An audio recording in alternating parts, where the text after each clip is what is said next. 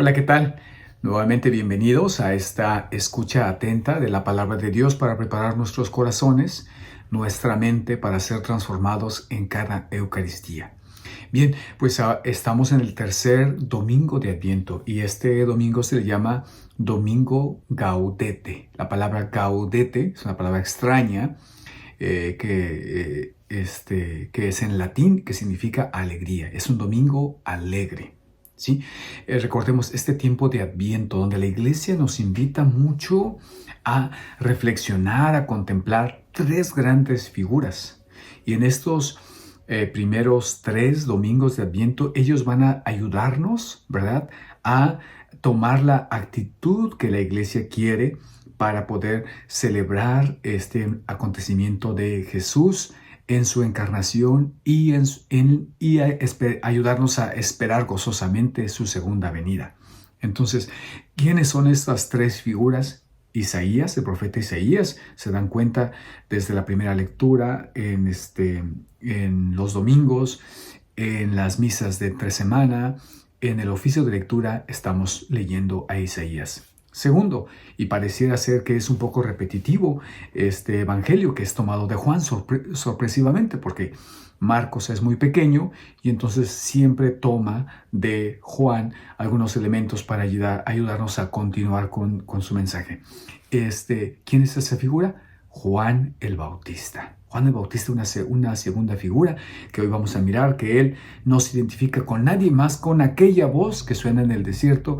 Y retomando aquí al profeta Isaías, que lo mirábamos la semana pasada. Y la figura de espera por antonomasia, ¿verdad?, esencial, la Virgen María. María, la Madre de Jesús. Y eso será dedicado el cuarto domingo, esta figura preciosa de quien nos enseña a esperar como una madre, ¿verdad? Espera en su vientre, en su seno, esa realización que ya se está haciendo. Y en este Adviento pues tenemos algo muy hermoso. Tenemos pues la presencia de María de Guadalupe, que lo celebramos en estos días. ¿Y qué significa ello? Que de repente se nos oscurece porque María de Guadalupe no llega sola. María llega con su vientre, llega esperando. En su vientre miramos a su Hijo, al Salvador. Bien, todo es eso, ¿no? Entonces en estos días estaremos cultivando nuestra virtud de la esperanza, de saber esperar. Y hoy la liturgia, las lecturas nos hablan de hay que esperar con alegría, ¿sí? ¿Cuál es el motivo de esa alegría? Y por eso se llama el Gaudete del domingo Gaudete, el domingo de Gaudete, el domingo de la alegría, ¿sí? Gaudete Sunday decimos en inglés. Bien, entonces con esto vamos a darle lectura, como ya lo anunciaba, a Juan, capítulo 1, y Isaías en el capítulo 61, ¿sí? Entonces vamos a hacer la señal de la cruz, recordando nuestro ser bautismal, este ser consagrado, este ser sacerdotal. En el nombre del Padre, y del Hijo, y del Espíritu Santo. Amén. Bien, pues entonces listos para tomar nuestras Biblias, ¿verdad? Y que de alguna manera yo sigo con la tradición de no leer el texto litúrgico, ¿verdad? Sigo leyendo mi propia Biblia. En algún otro momento podré utilizar otra versión con la única finalidad de poder expandir el lenguaje, ¿sí? Porque muchas veces incluso una palabra traducida de otra manera nos puede ayudar, ¿verdad?, a profundizar más en el mensaje, ¿sí? Continuamente nosotros tenemos que recurrir a las lenguas originales y con nuestras herramientas, ¿no? Porque pues son lenguajes difíciles en los cuales no los hablamos ya. Y de alguna manera tendremos que utilizar siempre el diccionario y utilizar muchos recursos, ¿verdad? En el caso para mí, el recurso que siempre utilizo es el griego del Nuevo Testamento. El Antiguo Testamento, aunque aprendí hebreo, me es más difícil.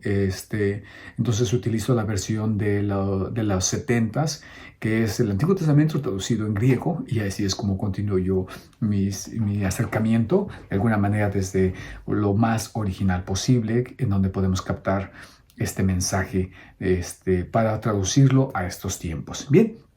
Entonces, es el Evangelio de San Juan, es el capítulo 1 y los primeros versículos son del 6 al 8 y después saltaremos del 19 al 28, ¿sí? Entonces, capítulo 1 y vamos al versículo 6.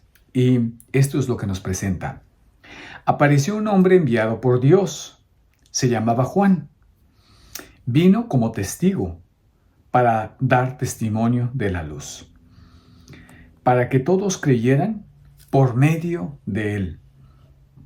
Él no era la luz, sino el testigo de la luz.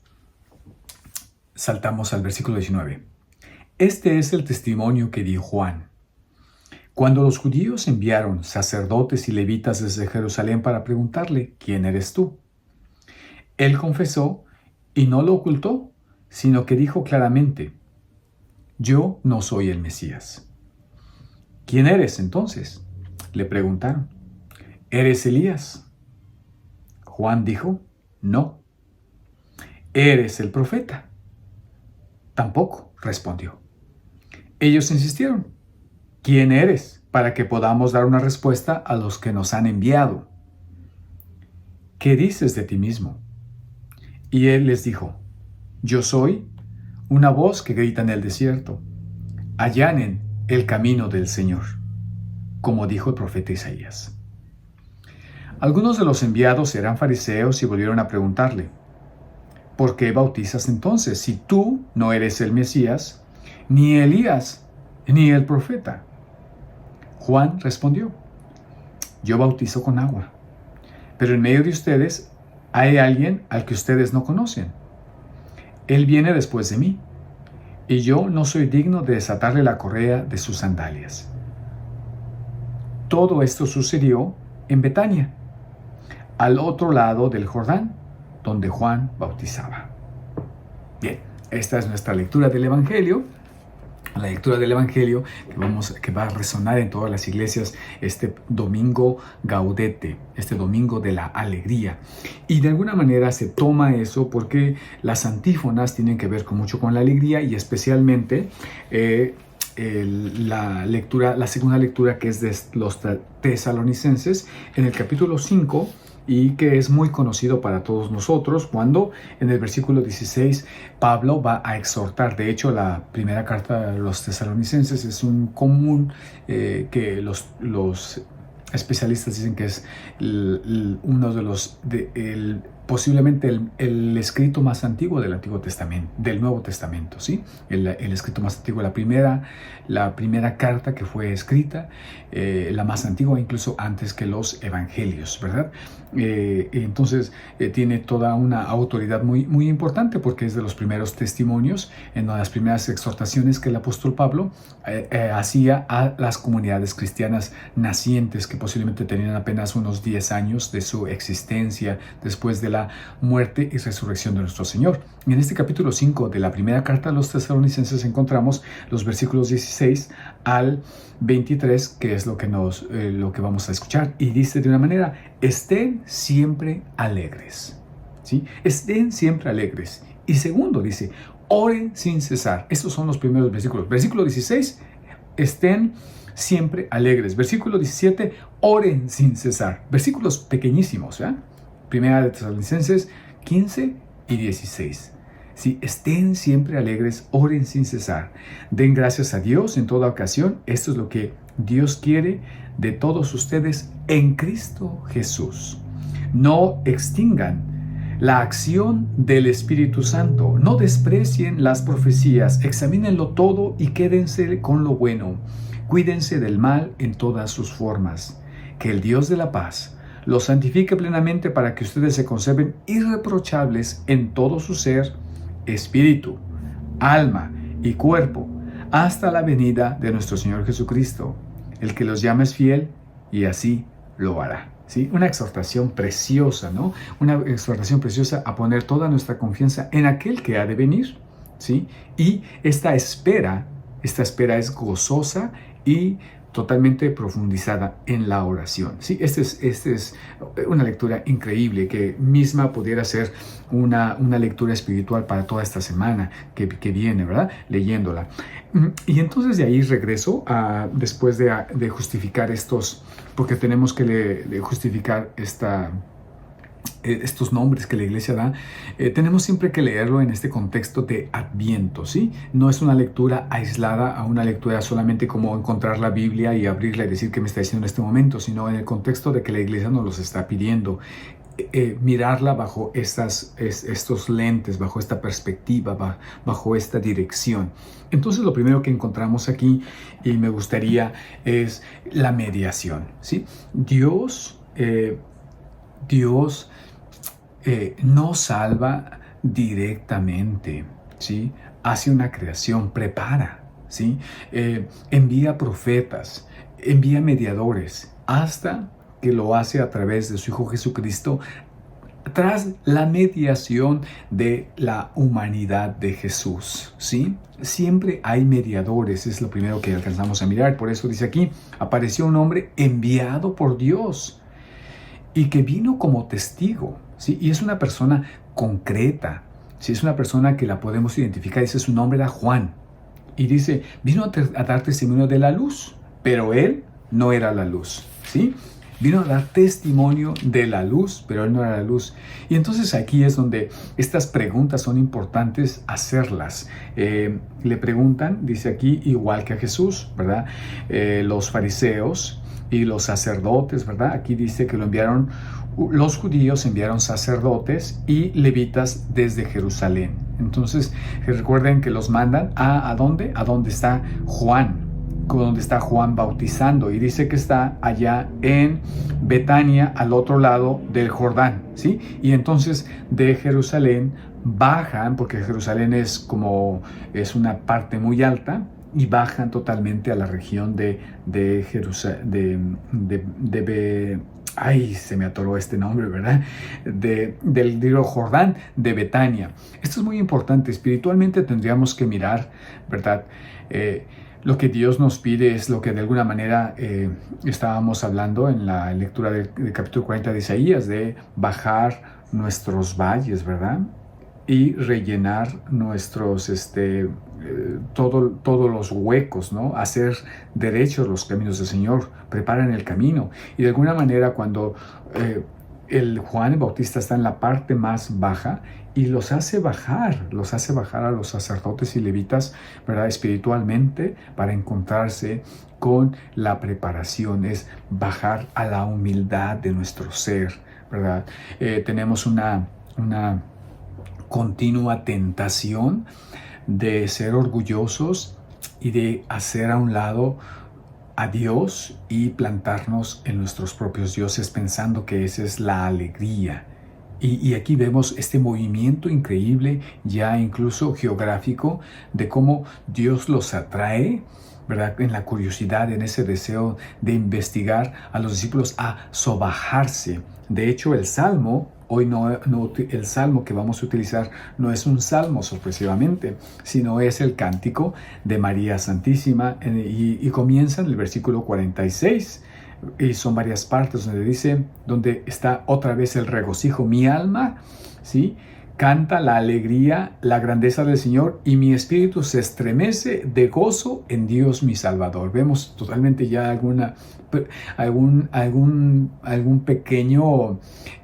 pequeña probada de lo que va a ser la próxima semana de Enfocar los Ojos en María Santísima. Pero aquí el enfoque está en la alegría de María Santísima, porque Él miró, el gozo de Dios mi Salvador, porque Él miró con bondad la pequeñez de su servidora. En adelante todas las generaciones me llamarán feliz. Entonces vuelvo a repetir, de aquí miramos que el camino a la alegría completa es la humildad.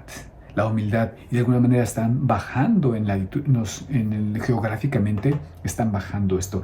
Qué difícil es vivir en el orgullo, y qué difícil es querer ser feliz desde nuestras posibilidades, desde lo que yo poseo.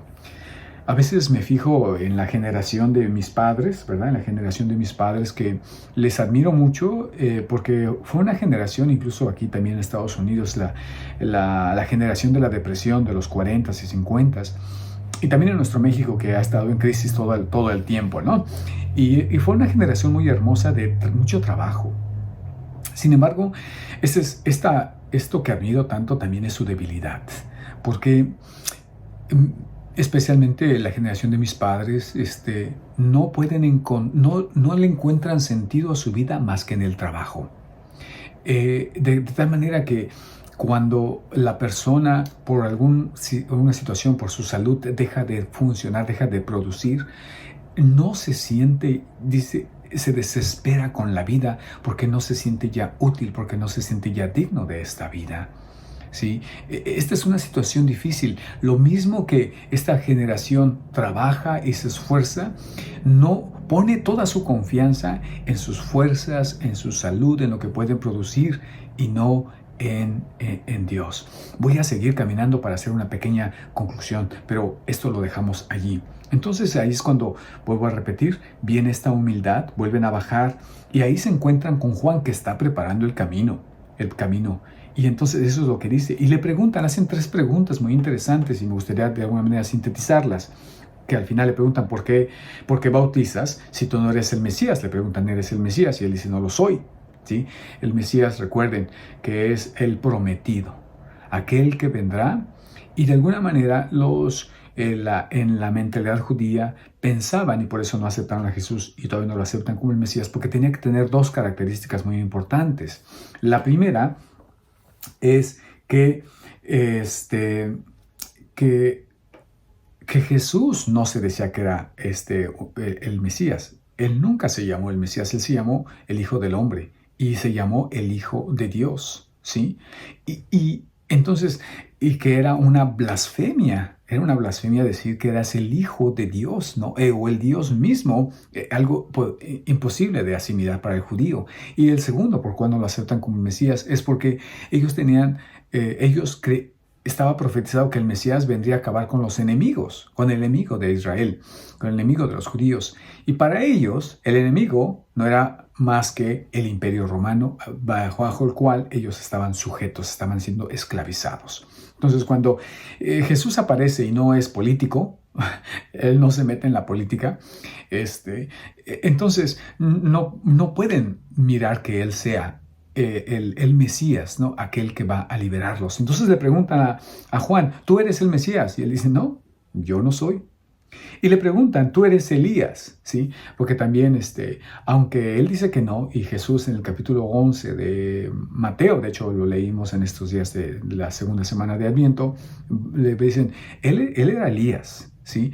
Pero Juan dice que no es el Elías, no porque contradiga a Jesús, sino no es Elías porque no es Elías, recuerden que fue llevado al cielo. Y Juan no es ese Elías, sin embargo tiene el mismo espíritu de Elías, ¿no? De ese celo, ese amor por Dios y el cual es un profeta que marca la historia de Israel, ¿sí? Bien, ahí lo pongo puntual. Esto podría ayudarnos a otro video totalmente completo. Y tercero, le preguntan, que me parece que es el más importante, ¿eres el profeta? No le preguntan si es un profeta, sino le preguntan si es el profeta, ¿sí? Y él dice que no lo es. Entonces recordemos, ¿por qué le preguntan que si él es el profeta? Porque recordemos que en el libro del Deuteronomio, en el capítulo 18, mismo Moisés dice que enviará otro profeta, que les será enviado otro profeta como él y les hablará. ¿Sí? La verdad. Entonces, no esperan a Elías y saben que Elías solamente sería alguien que va a preparar también el camino, sino esperan al profeta o al Mesías, de que de alguna manera se identifican los dos. Y le preguntan eso a Juan, ¿eres tú ellos? No. Entonces, ¿por qué bautizas? ¿Por qué estás haciendo esto si no eres tú la persona que esperamos? Y voy a repetir, pues porque yo soy aquel que dijo Isaías en el capítulo 40, ¿sí? Soy la voz que grita en el desierto, allanen el camino del Señor. Y dice él, y él se identifica, y yo no soy nada. Nuevamente la humildad. ¿sí? Cuando alguien es así, inmediatamente aquí podemos mirar totalmente la alegría de la persona, la liberación. Yo no soy. Sí, por ahí estaba leyendo a un joven, parece que es de Costa Rica, me parece, ¿no? Ahorita se llama Andrew, el Poppy, parece que se llama, ¿no? Es un niño, no un niño, un joven como de 20 años, súper inteligente, muy bien letrado, bien, buen pensador, un joven, pero bastante remarcable, y él decía, yo no soy superior a nadie, yo soy como cualquiera, yo soy como cualquiera de todos. Y si ustedes creen que porque de alguna manera leo, me expreso o estoy estudiando una carrera soy superior, pero no, simplemente soy igual que todos, soy un cualquiera, y quiero aportar mi vida al desarrollo de mi país. Muy interesante esos comentarios de ese joven. En fin, y entonces aquí encontramos como esa libertad donde tú sabes cuál es tu papel, en donde de repente nosotros a veces queremos resolver todo, ¿no? Donde a veces como papás queremos resolverle la vida a los hijos, queremos resolver la vida a las personas. A veces nosotros los sacerdotes también caemos en esa tendencia de nos involucramos tanto, pero no en el sentido negativo, sino que de repente olvidamos que es Dios el que nos viene a ayudar. Y de ahí entro a la primera lectura de una manera sencilla, ¿verdad? Con esta introducción que estoy diciendo, es Isaías en el capítulo 61, como les había anunciado. Por aquí lo tengo ya apartado. Y la lectura es increíble porque después Lucas la va a tomar en el capítulo 4 y Jesús va a aplicarse exactamente lo que hoy vamos a leer. Y dice, el Espíritu del Señor está sobre mí. ¿Sí? El Espíritu, recuerden, ¿sí? Porque el Señor me ha ungido. Jesús, ahí se dice el profeta, aún sin decirlo. Es decir, la palabra Mesías significa el ungido, ¿sí? Y por eso de ahí viene la palabra Cristo, que es en griego. Entonces, Jesucristo, me gusta mucho que hay un teólogo que dice, muchos piensan que es el apellido de Jesús, ¿no? Jesús Cristo. No, es su título. El Mesías, el ungido. Dice aquí, el Espíritu del Señor está sobre mí porque el Señor me ha ungido, el Señor me envió a llevar la buena noticia a los pobres. Otra vez, nuevamente, ha sido enviado, ¿sí? Enviado a llevar, es Isaías, ¿verdad? Y después Jesús utiliza estas palabras y se las aplica a él, así como Juan el Bautista toma las palabras de Isaías, dice, estas profecías se están cumpliendo en mí. Juan dice, yo soy el que prepara, y Jesús dice, yo soy el ungido. Dice, y él ve su misión. Jesús ha sido enviado por el Padre, y dice, a llevar la buena noticia, a llevar el evangelio, como hemos dicho, ¿no? La buena noticia significa evangelio. La buena noticia, ¿a quién? A los pobres. Sí, por eso en el nacimiento del niño, los primeros que escuchan el mensaje, ¿quiénes son? Los pobres. ¿Quiénes son? Los pastores. Bien, dice, a vendar los corazones heridos, a proclamar la liberación a los cautivos y la libertad a los prisioneros, y a proclamar un año de gracia del Señor. Y después brincamos. Y dice, entonces ve su misión de liberación, de traer consuelo, de proclamar un año de gracia, de sanar los corazones heridos, y después brinca esta parte que me parece genial, en el versículo 10 del capítulo 61 de Isaías, y dice, yo desbordo de alegría en el Señor. ¡Wow! Que me parece que son palabras que María toma, ¿no? Que María dice, aquí está la plenitud, ¿no? Aquí está la plenitud de esta profecía. Yo desbordo de alegría en el Señor. Mi alma se regocija en mi Dios, porque Él me vistió con las vestiduras de la salvación y me envolvió con el manto de justicia. Como un esposo que se ajusta la diadema y como una esposa que se adorna con sus joyas. Porque así como la tierra da sus brotes y un jardín hace germinar lo sembrado, así el Señor hará germinar la justicia y la alabanza ante todas las naciones. De aquí algo que me gustaría comentar finalmente para ir cerrando esta pequeña ayuda para todos ustedes, es que de repente cuestionamos a Dios, ¿no? Cuestionamos a Dios y vuelvo a repetir, y ahora retomo lo que decía como en el capítulo, como en el minuto número 10, que ponemos nuestra alegría en las cosas y no en Dios. Y que eso nunca va a ser la fuente de nuestra alegría, va a ser una fuente de alegría momentánea, ¿sí? Parcial, y que continuamente vamos a tener miedo en qué momento se me va a acabar, ¿no? De alguna manera, por ejemplo, a veces cuando tenemos un dinero, y sucede, ¿no? Que muchas personas no lo gastan porque viven con miedo, porque dicen, ¿cuándo? ¿Cuándo lo voy a necesitar y no lo voy a tener? Mejor lo guardo, entonces no lo disfruto, o no puedo hacer una obra caritativa porque me va a faltar en algún momento. ¿Cuándo? No lo sé, pero tengo que estar preparado. Y a veces la muerte llega y no se ocupó ese dinero, y no lo pudo disfrutar ni pudo hacer una obra de caridad. Y a veces así vivimos en la vida, con la salud, pero ¿cuándo se me va a acabar la salud? Eh, y, y- y eso es de alguna manera, también a veces le reclamamos a Dios, ¿no? Porque dices, bueno, Jesús, pero aquí estás enfermo, aquí está esto, ¿y por qué siguen sucediendo las cosas, no? O sea, por qué, por qué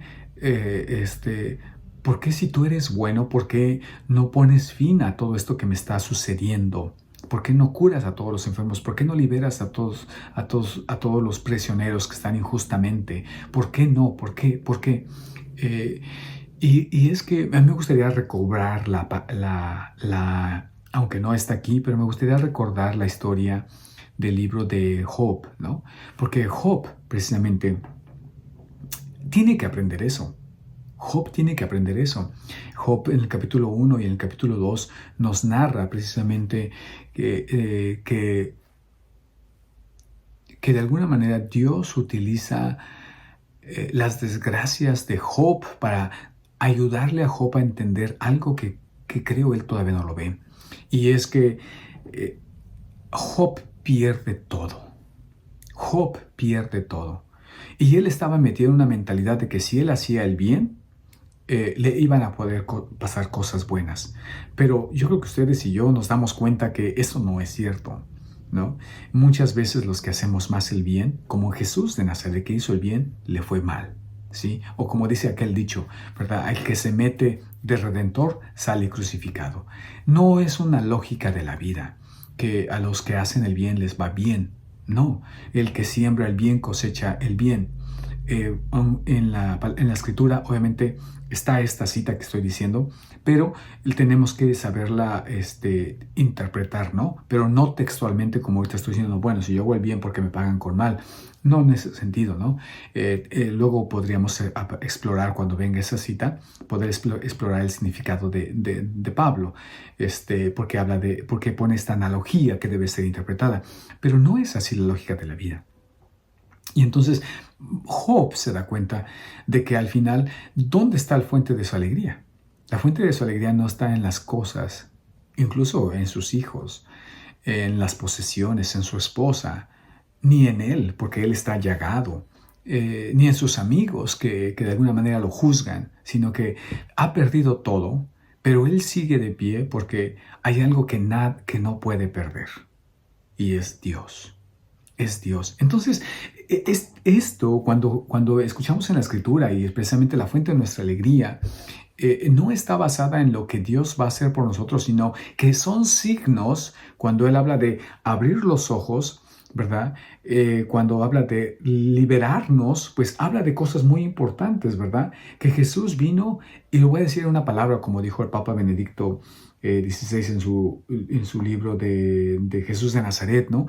Que lo importante que Dios nos trajo no fue las obras de misericordia, sino que lo que nos trajo es a Dios mismo, ¿sí? Y esto es importantísimo, ¿no?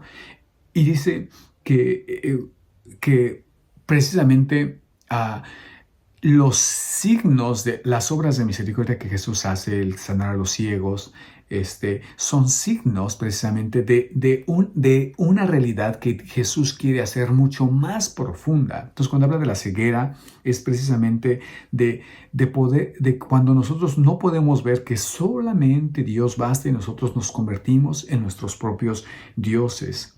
Que él mismo dice, el que coma de este pan y muera, ¿verdad? No morirá para siempre, que esta realidad va existe la muerte, pero que no vive, esa realidad no es la última, sino que hay una vida en Él. Y también va a decir acerca que Él ha venido en contra del pecado. Y la mayor atadura, ¿verdad?, para liberarnos de las cárceles es las adicciones. Solo con Jesús, hermanos, hermanas, solo con Jesús es posible combatir el pecado a raíz. Y solamente eso es la fuente de nuestra alegría. Y para estar totalmente conectados, por eso dice Pablo, estén alegres todo el tiempo, ¿sí? Y oren sin cesar, que es la fuente donde viene todo nuestro ser. Y por eso vamos a misa. Veo que se me acaba el tiempo, ¿verdad? Por eso vamos a misa, porque vamos y nos deshacemos del ídolo que soy yo, de el que decide cuándo es que yo tengo que hacer las cosas, y entonces me someto a Dios y lo reconozco a Él como mi único Señor, a quien lo vengo a adorar. La misa es muchas cosas, pero y es el sacrificio de Jesús. Pero una de las cosas también hermosas que la misa es el dar la adoración en espíritu y en verdad. Y así es como crecemos y combatimos a deshacernos de nuestra propia ceguez y de nuestras propias esclavitudes, encarcelamientos. Y ahí nos encontramos con el Cordero que quita el pecado del mundo. Pues que este Adviento pues sea para nosotros un motivo de esperanza, pero un motivo de esperanza alegre. El Señor viene a nuestras vidas, está en nuestras vidas, y sepámosle preparar el corazón para recibirlo. El Señor les bendiga, en nombre del Padre, del Hijo y del Espíritu Santo. Amén. Nos vemos en la Eucaristía.